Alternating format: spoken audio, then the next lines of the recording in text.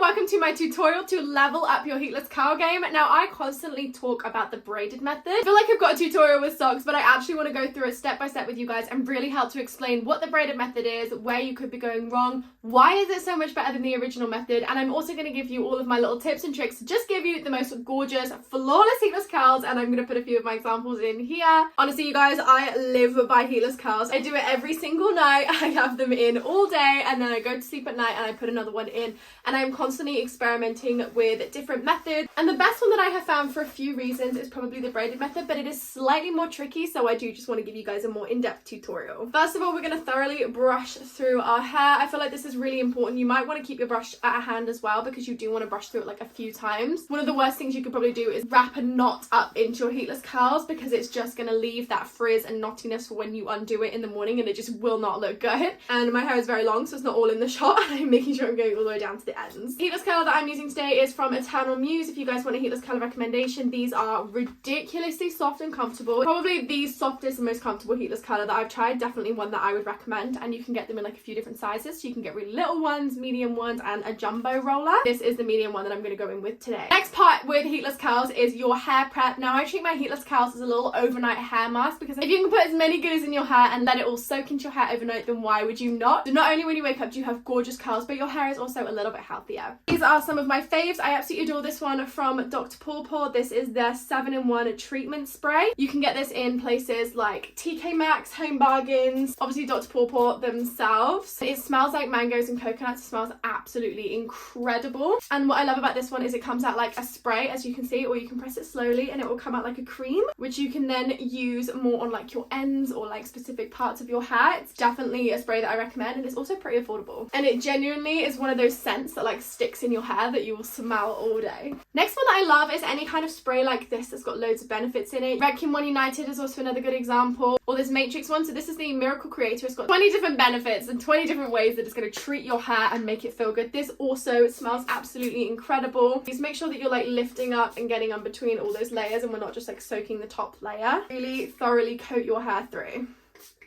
Again, I'm just brushing in between layers to avoid knotting. Then finally, one of the other questions I get asked quite often is how do you get your hair so glossy and shiny? And I definitely recommend having a gloss spray. So this is a hair gloss range from Provoke, but they do also have a spray called Wonder Spray. I've just ran out of mine, but that's what the packaging looks like. And then this is Redken's Acidic Color Gloss. This is actually a heat defense spray, but you can just use it again to put a few goodies through your hair. And a few spritz of this through my hair before I put my heatless curls in is a game changer. It makes my hair so ridiculously shiny. I mean, I literally just put it in there, and I feel like you can already see the way it's catching the light. Like, look how glossy it's just made my hair look. Do not sleep on getting a gloss spray. And again, there's like, you've got Redken, which is incredible, or you've got like a slightly more affordable version there from Provoke. Now onto the important part. We are going in with our heatless curler. A lot of people do go ahead and put the clip right in the middle like that. I don't know why that is a thing. Definitely put your clip to the side, because we want to get our face frame as tight as possible, because nothing is worse than having loads of curls and then like a really flat face frame where it's all falling out. Grab your scrunchie and just have that on your wrist, and then I'm going to go in with the braided method. Now the braided method is slightly different because we take 2 sections instead of just 1.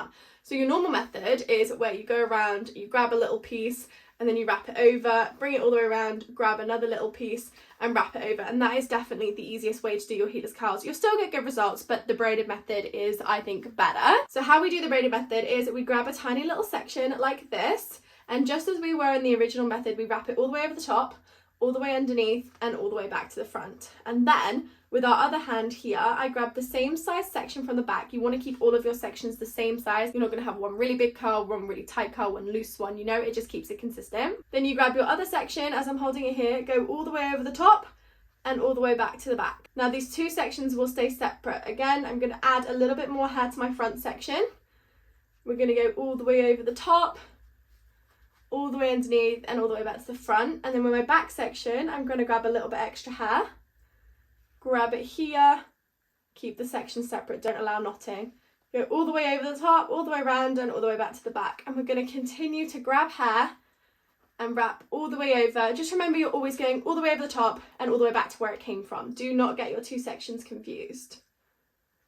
You're always going over the top and back to where you came from. And the reason why I think this method is a lot better is because you have 2 sections, which means that your hair will drop out a lot slower throughout the day. So they're going to last a lot longer because you've obviously got double the amount of curls. And it also means that it keeps your like heatless curler a lot tighter to your head while you sleep, meaning that they're far less likely to drop out. Grabbing more and more hair as I go, and just keeping it as tight to my curler as possible. You can see like how tight this is sitting to my head. You're not treating the heatless curler as a 3rd strand of a braid. You want to hold your heatless curler pretty much still and just wrap the hair over the top of it. I feel like this is slightly clearer. Over the top and all the way back round, and then over the top and all the way back round. But it does take a bit of practice, but it is definitely worth it. Keep going all the way to the end. It does become kind of like muscle memory after you've done it a few times. It's not actually that difficult. It did take me a while to get my hands in the right position because you can just feel like, which way am I wrapping it? Get it all the way to the bottom, keep it nice and tight, and then we're going to fasten it with our scrunchie. Like that. As you can see, it's sitting really, really tight to my head. You can see why it's called the braided method, because it does actually look like a little plait. On the other side, I'm going to quickly demonstrate to you what would happen if you thought that you were using the heatless curler as the 3rd strand in a braid. So I would obviously take the 2 bits of hair like that, and we're treating this as a 3rd strand. So we would be going over the top and then round and then over the top and then round, and then I would be grabbing a bit of hair here and here. And if I'm braiding with it, what's happening here is it's not all going over the curler. Some of it's intertwining with the other piece of hair. Some of it's not going over the curler. Some of it's wrapping underneath. Because it's being treated as its own strand, it's not actually wrapping over. So as you can see, there's lots of gaps, random bits of hair, and it's just not going to be very consistent. Even though it looks like a braid, you are not treating it as a braid. So keep your rod completely separate and just remember that it's 2 sections, all the way over the top and all the way back to where they came from. And just keep adding as you go. And just remember to keep your sections nice and separate, just using your fingers to really divide the section as I am here. You see I'm like separating the hair away, so I'm not going to get any kind of knotting. I had some really bad knots when I first started doing heatless curls. Like I had to cut one of them out, so you really do not want to skip this separating part. I also think this looks a lot cuter if, like me, you like to keep your heatless curler in until the last minute, maybe wear it out in public or something. I think this just looks like you've got cute little braids in. Just going to keep wrapping all the way to the bottom.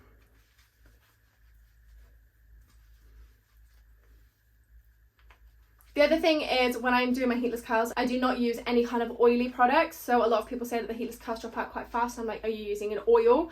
And a lot of us think that using an oil is really good because it's going to make our hair nice and shiny and nice and healthy. But I would genuinely recommend using like the sprays that I'm using, because they put all of the benefits in your hair without making it super sleek and slippery, which just means that when you are putting your hair in like this, it's not really gripping to the rod and creating that definition because it's just so oily. And the other thing is, oil is quite dense as well. So when it's in your hair, it makes your hair quite thick and heavy, and they're more likely to drop out quickly throughout the day. And if you are someone who struggles with the hair dropping out quite quick, I would probably recommend using like a mousse or a sea salt texture spray. They have slightly more of a rough feeling in the hair, which means that the hair is more likely to grip onto the rod. If you have like really fine or really, really soft hair, I mean, it must be lush, but it's not going to be holding a curl very well. So I probably use a texture spray or a mousse just before you go to bed, maybe a bit of dry shampoo, just kind of get it so it's got a little bit more grip to it, so it is going to hold onto the curl and give you that definition that you want. The other thing I like to do is I like to sleep with like a satin pillowcase. Satin or a silk pillowcase is really good. I know satin's like slightly more affordable. You can literally get some of these on Amazon. I think mine might be from Amazon or like Give Me Cosmetics. They're really good because it means that like when you're rolling around at night, you're not going to be creating friction on your curls, which means that when you take them out in the morning, they're not going to be as frizzy. Like I do not sleep still, so I'm creating friction. So if you've got a satin pillowcase, you can kind of glide around gently and it's just not going to frizz up your hair. If you also want it out of the way, you can tie your heatless curler up at the back like this. Or I can teach you the other hack in a separate video where I do braid it at the back of my head for my side sleepers. So if you want to see that, pop that in the comments and I can do a separate tutorial for my side sleeper hack. But it is good to just kind of get it tied up and out of the way, especially if you've got like excess heatless curler, because obviously I've got quite long hair. You can just tie them up and I think it looks cute. Another hack for some people is, you know, like when you take your curls out and you can have that distinctive parting at the back where you've literally split your hair in two. I find that because my hair's quite heavy, it does fall naturally back, so I don't really struggle with that. But someone did put in my video that you can zigzag your parting. So you literally just take your finger and zigzag it across like that, and then when you create your parting, pull one side and the other side separate, keep them separate, but you've got this like zigzag parting, so when you then let your hair down in the morning, it will fall a lot more naturally because you've got pieces of hair from that side of your head that's sitting over this side, so they'll kind of cross over at the back and look a lot more natural. The other question I get asked constantly is, do I do it on dry or do I do it on wet hair? And I have two different alternatives, and that is it. So one will be that I'll have a shower, and I'll have a shower like midday or something, so my hair is like almost completely dry. I don't even really want it to be damp. I want it to be almost completely dry, but it's still got a little bit of moisture in it.